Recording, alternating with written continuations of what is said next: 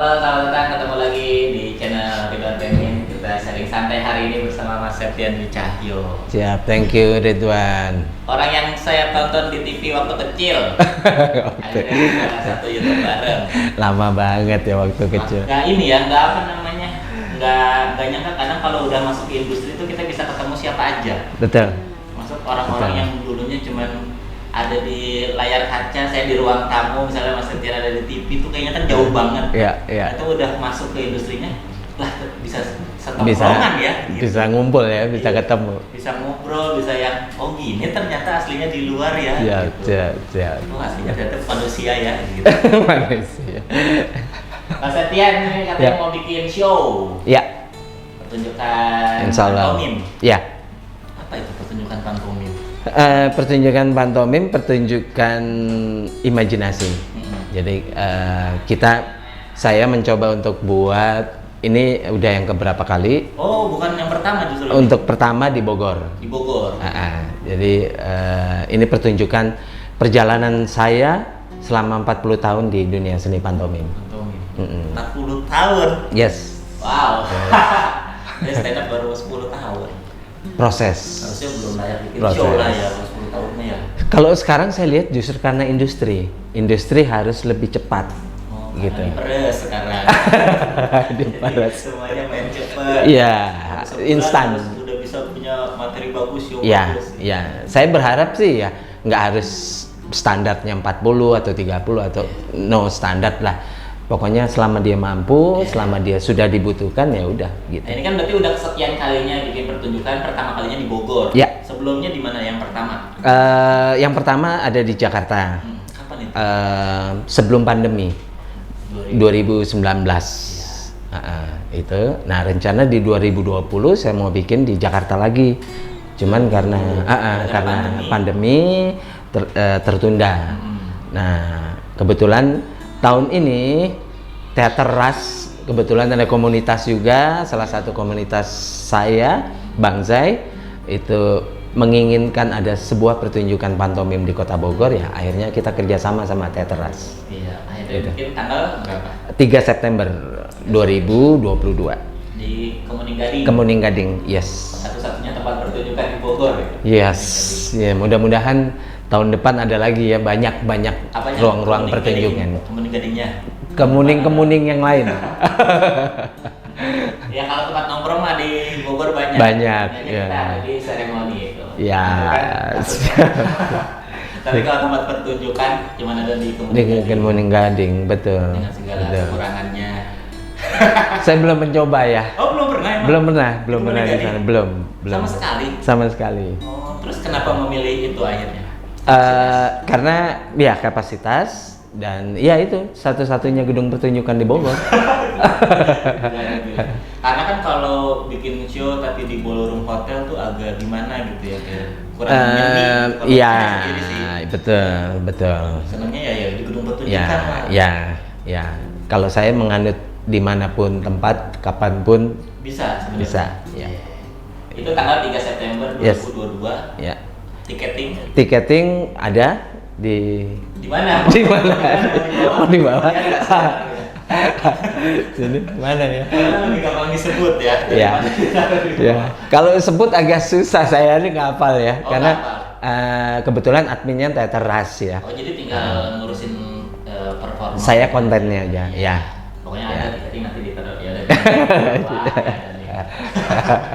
Buat yang kangen mungkin lihat pertunjukan pantomim atau udah lama nggak lihat di TV juga pantomim. Biasanya di mana sih pantomim itu kalau sekarang munculnya ngelipnya? Dari 2013 sebenarnya pantomim itu lebih banyak di lomba pantomim di SD. Oh anak-anak kecil. Anak-anak kecil itu dalam rangka Festival Lomba Seni Siswa Nasional FLS 2N. Nah, itu ada lomba pantomim untuk anak sekolah dasar tapi gitu. Kalau di media-media mainstreamnya kita menikmati pantomim belakangan ini di mana? Kalau sekarang udah banyak ya. Kalau dulu agak jarang. Sekarang udah banyak di YouTube juga. Kalau kita search pantomim gitu banyak. Pantomim Indonesia juga banyak banget ya. Apalagi para pesertanya dia upload kan ke ke YouTube gitu.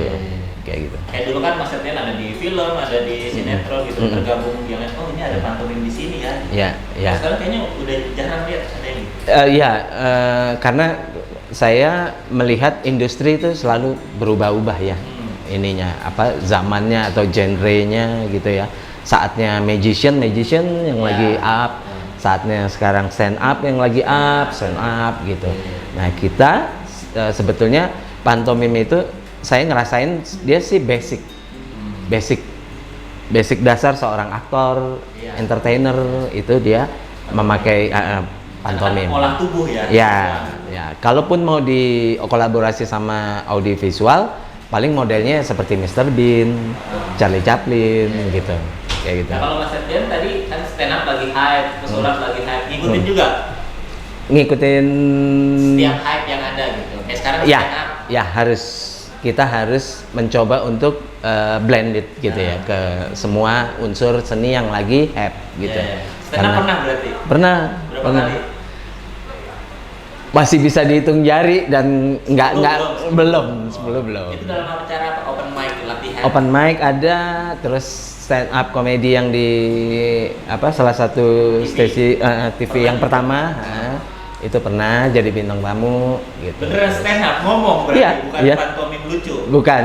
Beneran stand up? Tapi stand up yang ada pantomimnya. Oh, jadi tetap saya masukin.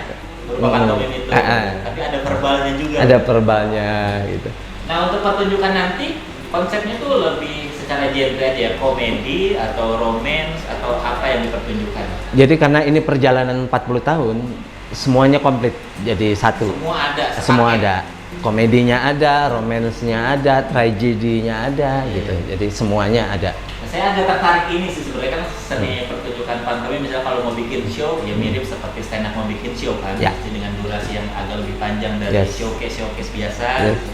Akan banyak sekali sub kalau materi stand up kan yaitu tema-temanya kan banyak gitu. Itu pun pantomim kan. Sama, ya. Dan hari ini saat ini adegannya mau ini, nanti akan ada adegan ini. Nah itu latihannya gimana itu? Karena ini kan perjalanan ya. Jadi saya udah bikin misalnya cerita judul boneka-boneka. Itu tema ibaratnya ya? Tema. Itu saya bikin waktu saya umur kurang lebih belasan tahun. Dan itu udah ngayal ya. Terus waktu cerita dating itu umur saya sekitar 20 tahunan. Sama plus yang 3 pahlawan itu saya bikin sekitar umur 25-an something gitu. Yang 3 pahlawan kayaknya saya pernah dengar dapat apresiasi apa gitu. Itu pernah dipertunjukkan di mana gitu yang 3 pahlawan itu? Kalau bisa dibilang pantomim terkenal di dunia, Marcel Marceau. Saya perform depan dia waktu itu umur saya kurang lebih 10 atau 11 tahun gitu. Terus ketika saya mainin 3 pahlawan ya dia bilang, saya baru lihat ini pemain pantomim terkecil di dunia yang saya tahu gitu. Yang oke gitu. Mungkin kalau yang masih kecil mah ada yang solid. Dia belum pernah lihat. Belum yang kecil tuh.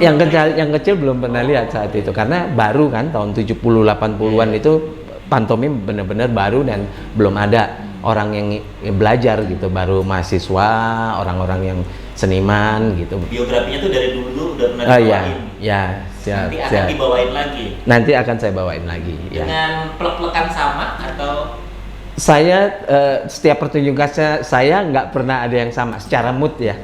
Secara mood karena saya selalu ada improvisasi, spontanitas gitu. Yang itu yang bikin saya selalu kayaknya semangat terus kalau menampilkan cerita itu. Gitu. Apalagi pasti kan ada inspirasi masukan juga dari situasi berita, betul. Seru banget sih. Nah itu latihannya gimana Mas Septian? Setelah misalnya saya punya tadi hayalan di umur belasan akan saya bawain hari ini, berarti kan disimpan dong itu. Dan harus dilatih terus supaya kita nggak lupa. Betul. Itu gimana cara ngelatihnya? Yang pasti kita harus mengingat ya, tetap ingatan faktor utama gitu ya. Rasanya, emosinya. Ketika kita sudah alurnya udah terbangun, kita ingat. Kalau dulu saya rajin nulis, saya tetap tulis scene pertama ini, kedua ini, adegannya ini. Termasuk gerakannya juga. Iya. Jadi jalannya yang saya tulis gerakannya. begini, ini naik sepeda, apa segala macam gitu ya. Setelah itu saya coba lakukan latihan di rumah, di rumah. Habis itu setelah saya coba, ada yang nggak enak saya skip, saya coret. Nah itu mutusin enak gak enaknya dari? Saya selalu latihan di depan kaca. Itu saya dari kecil dibeliin ibu saya kaca ukuran 2x3. Kaca berarti satu tembok Yes, gitu. yes. Yang kayak di tempat-tempat sanggar gitu ya nggak sih? Sanggar tari, baret atau di gym tuh kan ada gede-gede. Ya segitu tuh dibeliin sama ibu, udah suruh latihan di situ.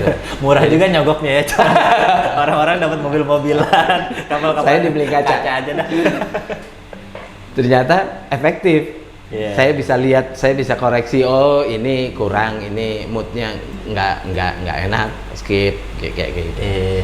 Berarti di rumah lah. Di rumah. Kebanyakan latihannya. Kalau stand up comedy kan kita ada open mic ya. Jadi untuk kita ngetes ini ya. Ngetes materi, ketemu penonton secara langsung. Nah kalau pantomim nggak ada tes ke audiensnya.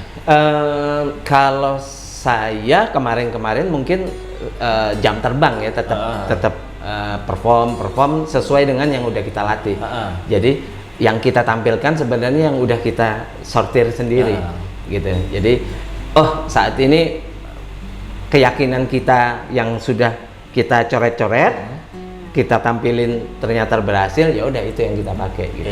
Kadang-kadang juga mungkin nggak kaca sebelum kita ke show. Orang tua dulu. Ada gitunya. Ada prosesnya. Mungkin itu open mic ya. Iya. Kalau ini sebenarnya depan kan orang kita tua. tahu respon orang lain gitu selain diri kita sendiri. Kalau Mas Septian mah ya bisa lah menilai, oh ini kayaknya oke nih, kayaknya enggak sendiri. Kalau untuk pemula itu kan. Ya, butuh bener open mic kayaknya. Saya waktu mungkin kecil dulu, saya baru teringat open mic saya ya di depan orang tua saya. Gitu. Mereka ketawa, mereka ini. Tapi yang nyusun tetap saya. Itu penting emang, maksudnya sebelum kita berani untuk nampilin sesuatu yang di acara yang besar, kan tentu harus ada persetujuan kecil juga dari orang kita dapatkan kan. Betul.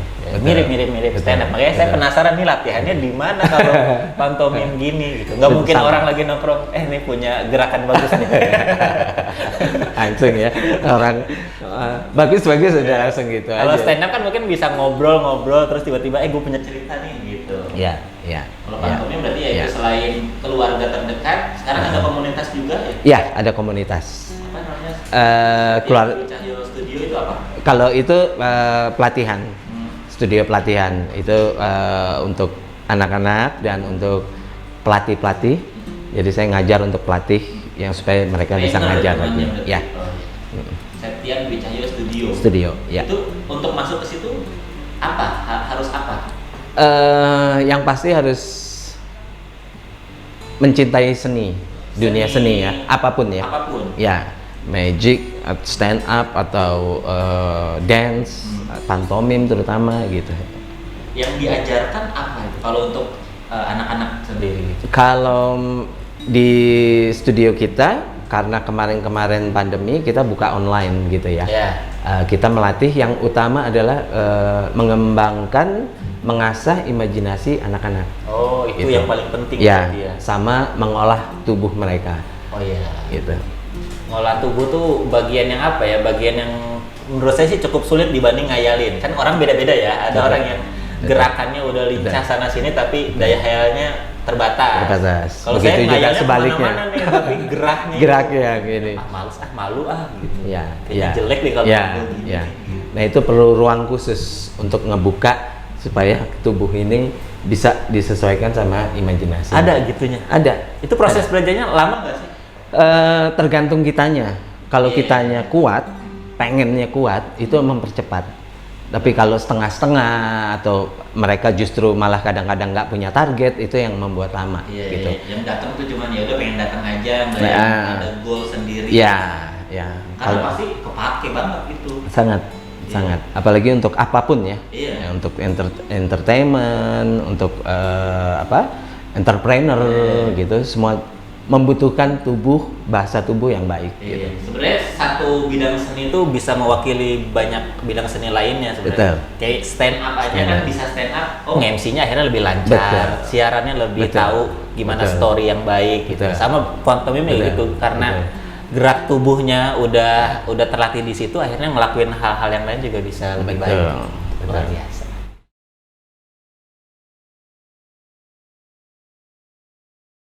Oke, tadi kan sejarahnya udahlah lumayan sedikit-sedikit. Lagian kalau mau nyari Mas Septian Dwi Cahyo mah di Google udah lengkap banget infonya. Mau dia main film apa, sinetron apa juga udah lengkap.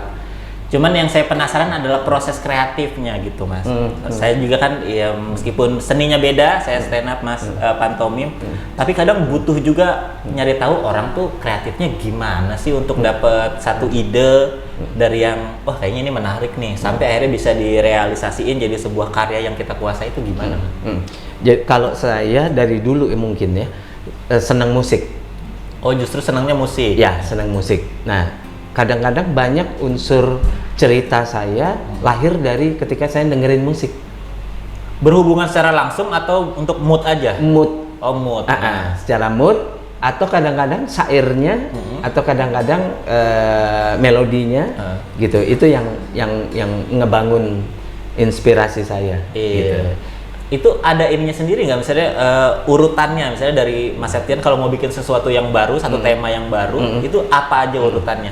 Jadi yang utama, yang paling susah di pantomim menurut saya adalah bagaimana membuat alur cerita, konfliknya sampai dengan ending yang tidak bisa ditebak. Oh, tetap mikirin plot twist berarti. Ya. Ada setup, ada punchline. Yes. Gitu. Yes. Nah, itu prosesnya apa dulu? Misalnya kita lagi pengen ngomongin kisah cinta ABG putus gara-gara beda agama. Itu kan baru dihayalan aja kan. Ya. Tahu lah betapa sedihnya, betapa galaunya, nggak terima sama itu. Ya. Nah, untuk merealisasikan jadi sebuah gerak yang kita bawain sendiri tuh gimana itu? Nah, kalau untuk geraknya kita bisa melihat survei, observasi gitu ya, kondisi saat ini gimana, itu bisa jadi bahan kita gitu. Nah, misalnya udah temanya udah dapet, kita harus cari ending yang benar-benar surprise. Nggak ketebak. Gitu. Misalnya tadi konflik, dia beda agama, beda gitu, agama putus, kan standar basic aja kan. Nah, akhirnya gimana, mau dibikin ketemu kah atau mau dibikin orang-orang pasti move on satu sama lainnya. Orang pasti mikir move on satu-satu, misalnya gitu. Nah, atau tiba-tiba CLBK balik lagi. Atau balik lagi, itu kan yang umum. Iya. Cari sesuatu yang di luar umum tadi, harus bisa bikin seperti itu gitu, kayak gitu. Akhirnya ini, misalnya satu masuk ke agama yang lain gitu, tapi akhirnya tetap kecewa juga karena bukan itu ternyata masalahnya. Bukan itu, yang lain gitu. Ada hal yang lain. Bisa. Nah, itu untuk merealisasikan berarti Mas Septian akan jadi salah satu dari orang ini kan untuk menggambar. Kalau ini helikopter view ya, jadi kita harus sama-sama rata gitu. Supaya dapetin ending yang kira-kira enaknya ini yang diginiin, ini yang diginiin gitu, kayak gitu. Tetap kita harus sebagai penonton juga gitu ngelihatnya. Itu kunci ini sebenarnya berseni basic juga. Selain kita jadi penampil, kita harus bisa jadi penonton. Betul, wajib. Yang ngoreksi penampilan kita pertama tuh kan kita. Gitu. Yes. Jadi kalau kita ngomong ini, kita harus mikir penonton berarti enggak nih. Itu yang harus diutamakan dulu gitu. Kita detail. Gitu. Nah, banyak kalau di stand up comedy tuh banyak orang yang gua mau ngomongin ini nih, tapi dia tidak ngoreksi dirinya sendiri juga gitu.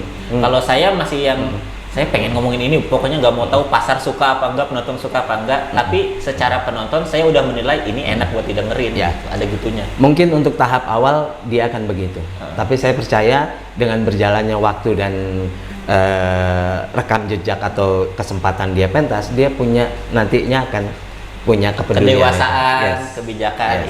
Itu mahal tuh. Kadang orang mikirnya udah makin tua, makin aman-aman aja nih ininya komedinya atau apa yang dipertunjukkan tuh makin lama makin aman ya. Padahal itu justru dia makin dewasa, dia makin bijak gitu. Betul. Tahu apa yang mau disenggol, apa yang ini resikonya tuh udah diukur gitu. Betul. Nah, kalau dipertunjukkan nanti tadi kan komplek ya, semuanya ada komplit gitu. Sedih, seneng, ketawa, tapi secara keseluruhan banyak ketawanya apa sedihnya? Bisa dibilang mungkin 75% ketawanya. Ketawa. Karena saya seneng komedi ya. Oh, senang komedi. Saya senang komedi, senang menghibur orang, gitu. Jadi konsepnya kebanyakan itu. Komedi apa Mas Septian senangnya? Ya Sketsa, ini sih visual, lebih slapstick saya lebih slapstick senang. karena kelihatan, Ya. geraknya tuh kelihatan. Ya. Ya. Cocok berarti ya. Cocok. Tidak bertentangan gitu dengan apa yang dilakuin. Ya. Karena tadi slapstick itu lebih banyak membutuhkan visual. Jadi ya unsur-unsur komedi visual yang saya coba tampilkan kayak karakternya, situasinya, terus ceritanya, imajinasinya gitu. Pasti polanya ini ya, ketidaksesuaian misalnya. Bisa harusnya jadi. gini, ternyata gini. Gitu. Ada yang begitu. Itu biasanya di ending. Oh, di ending. Kalau alur tetap saya coba untuk mengajak mereka masuk dulu ke dalam cerita saya, yang reality, yang logik. Setelah itu endingnya baru saya bikin sesuatu yang mereka nggak pernah pikirin. Nah, kalau sedihnya gimana cara ngebangun sedih? Sedih paling gampang sih ya. Justru paling gampang. Justru sedih. paling gampang. Kita tuh banyak orang mikir bikin ketawa lebih gampang. Enggak, justru bikin orang nangis lebih gampang daripada bikin orang ketawa. Oh iya, ini baru tahu nih saya. Iya. Soalnya kalau ketawa orang mikir lebih gampang tuh karena kan dari pantomim tuh dari visual aja udah lucu gitu, udah pakai putih-putih. Belum tentu orang lain gerak juga agak hiperbola gitu, Iya, berlebihan. iya. Untuk lucu tuh lebih gampang. Ternyata untuk nangis gampang. justru untuk bikin orang nangis lebih gampang karena kalau lucu menurut Remin yang begitu dengan konsep begitu orang udah ketawa. Ada juga yang nggak ketawa. Oh iya. Oh ini lucu-lucuan nih kayak gitu. Iya, akhirnya diketawain gitu. Ketawanya bukan ketawa untuk terhibur ya, Iya. tapi ketawa yang Menghina gitu. macam-macam lah unsur ketawa gitu, kayak gitu. Nah, yang perlu kita pikirin sebagai seorang komedian itu dia bagaimana benar-benar target dia yang dia mau ini tersampaikan dan orang terhibur gitu. Iya, jadi Itu kita ya. ngajak orang ketawa bukan kita diketawain. Iya, itu iya. basic juga sih. Mungkin banyak teman-teman yang komika yang sudah punya konsep itu, jadi menganggap mudah. Iya. Gitu. Padahal itu justru perlu pemikiran. Iya. Apakah kata-kata ini ketawa nggak, Iya. dapat nggak? Itu kan susah. Tapi kalau bikin orang sedih, kita bikin cerita yang tragis gitu, terus dengan background yang menyedihkan, orang udah hanyut. Lebih gampang ya. Lebih justru. gampang. Kaget juga saya. Ada respon ini nggak, tingkatan responnya nggak sepanjang perjalanan Mas Septian gitu? Orang ketawa tuh sampai segimana, orang sedih tuh sampai segimana biasanya? Saya paling suka ketawanya itu sampai dibawa pulang gitu. Oh, inget kejadiannya. Ingat terus. Sama halnya waktu saya kecil nonton pantomim Mas Hermal Show atau Pradel, itu saya ketawa, saya lucu, saya ingat sampai sekarang apa yang dia lakuin. Iya. Bahkan Itu. kita tertarik untuk menceritakan ke orang betapa serunya. Saya masih penampilan bisa copy paste gerakan dia. Ngingat itu urunut dari awalnya sampai endingnya gitu. Kayak Segitu itu penampilan yang luar biasa itu sih ya. Pasti. Ya. Sama kayak kita nonton sulap apal gitu, dia Ya. main kartu Betul, seru, betul. kita pasti inget banget. Pasti tuh. inget banget. Ya. Selain ketawa, sedih, apalagi emosi yang akan muncul di pertunjukannya? Satir tapi sedikit. Satirnya lebih ke apa? Lebih kepada kehidupannya, nyindir tentang satu individu yang melakukan kehidupan ini secara ya mungkin ada yang bilang tidak baik gitu, kayak gitu. Satir-satir perilaku orang gitu. Ya.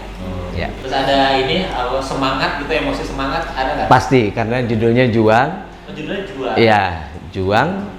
Di situ saya lihat ketika saya udah memetakan judul-judul itu, baru saya dapat ini kayaknya unsurnya semuanya ada perjuangan. Ada perjuangan. Itu perjuangan tuh dalam konteks apa? Sebetulnya kalau mau kita bisa memahami kehidupan ini, kita hidup ini udah sebuah perjuangan sendiri. Ya. Kita bangun pagi, belajar, apapun, mandi pun perlu perjuangan. Ya. Semuanya perlu perjuangan, gitu. Berapa lama total durasi? Kurang lebih 1,5 jam. 1,5 jam itu masaknya sendiri. Ya, sama opener. Ada opener dari Kota Bogor, seniman Kota Bogor. Saya mau coba untuk dia kolaborasi. Dia opener lah, jadi opener. Openernya itu pantomim juga atau ada yang lain? Saya minta sih untuk bentuk pantomim yang lebih modern gitu. Jadi pantomim yang dikolaborasi sama puisi, Puisi, musik juga mungkin ada. sama musik ya.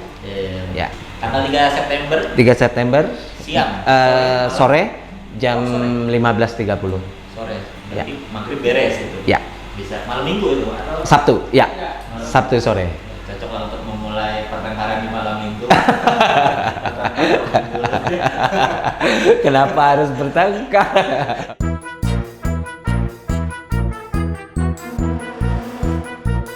Tapi saya tertarik untuk belajar olah tubuh. Mangga itu ya, silakan. Soalnya saya udah belajar nyanyi, mentok, olah tubuh kayaknya. Kalau Mas Septian tuh mempelajari apa aja sih di luar pantomim untuk memperbaiki pantomimnya Mas Septian? Dasar pertama sebelum saya pantomim, saya nari.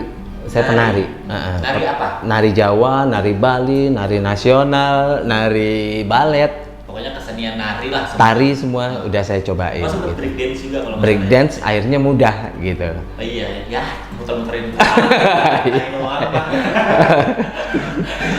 Karena punya basic ini. Iya. Ya, utama sih mungkin buat ini, buat teman-teman kalau mau lebih memperkuat apa wirasa, wirama, wiraga itu coba belajar nari. Tapi ada image ini Mas Septian kalau cowok nari itu ini mah. Iya, dulu saya sama digituin. Ada digituin. Tapi mau maju atau kita kalah sama omongan-omongan orang gitu, kayak gitu. Berarti yang poin pertama adalah harus tahu diri sendiri juga. Iya. Ini mau apa sih buat? Betul. Tujuannya apa gitu. Nah, kalau misalnya setelah udah nari, saya waktu itu masuk teater. Teater lebih ke peran, Adinda, ya observasi, dialog, pemahaman karakter apa segala macam di sana gitu. Nah, baru ketika nonton pantomim saya punya dua basic ini. Akhirnya saya coba dari dua basic ini saya memperkuat seni pantomimnya gitu. Berarti itu umur berapa pertama kali?